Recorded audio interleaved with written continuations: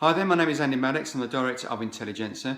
One question I often get asked when I do training for schools, care homes and children's homes is, can staff restrain somebody on their own? Well, if we look at the law in the UK on self-defence and reasonable force, it says that a person may use such force as is reasonable in the circumstances. Those circumstances, for example, may be that a child is trying to hurt you or another pupil, might be at danger of hurting themselves or trying to damage property. It doesn't say that in order to use the force that you have to be with somebody else. However, other areas of the law say that we have to have safe systems of work and also that we have to manage any risks. If you are an employer, such as a manager of a care home or a security company, or you're a head teacher, then you have a duty of care for the health and safety and welfare of your staff and also any other people that may be affected by your actions where there's a risk of injury. So we have to do a risk assessment. We look at what is the likelihood of an injury, what's the severity of the injury, and we put a control measure in place to try and manage the risk. And that could be the number of staff that get trained and what training they have, for example. If we have a lone worker, such as a teacher, working on their own, then we have to manage that risk. We may have put them on positive handling or physical intervention training, for example. And that is because there might be a risk of potential danger or potential chance that they might have to restrain a child. So we give them this training. So it says that there is the potential risk for it, so therefore the training that we give them has to be suitable and it has to be sufficient. If there is an injury, then there is bound to be an investigation afterwards, and that investigation will look at everything. They'll look at who was trained and how many people were on duty and how many trained people were on duty and what training they'd had and when did they have the training and how long ago was it and how often did they get refreshed, etc, etc, etc, and what techniques they were taught.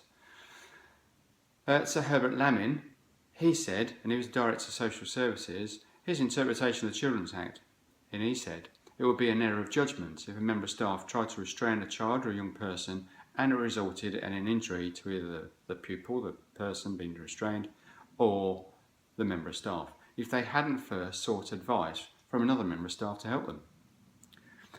If we look at the Corporate Manslaughter and Corporate Homicide Act, if there were to be a fatality, and that is a direct result of a badly taught or an unauthorised, unapproved body hold, then if you've commissioned that training that has taught that, you could be held liable. So what is a badly taught body hold, or what is an unapproved technique? Well, the Department for Education, a panel of experts have looked at this, and they have said that certain techniques carry a bigger risk than others when used on children and young persons, and their advice is that they shouldn't be used. So therefore they are really unapproved. So one such technique is called a basket hold, and that is where the member of staff stands behind the person being restrained, pull the arms in across the chest and restrain the person. Well, there's a huge risk there that the member of staff could get injured, but also the risk of positional asphyxia to the person being restrained. By pulling the arms in across the chest reduces the lung capacity because the diaphragm and the ribs can't move up and down, which means the oxygen isn't getting to the lungs, which means it can't get pumped around the body and get to the brain. If that results in a death, then you could be liable for that. Not only that, it could be a breach of Article 2 of the Human Rights, which is the right to life, because there is so much research that's been done on deaths in custody and positional asphyxia that if you commission training and that training provider has used an unauthorised body hold, then you would be liable. There is a non-delegable duty of care. You are vicariously liable as the employer for the actions of your staff and also for the contractors that you bring in.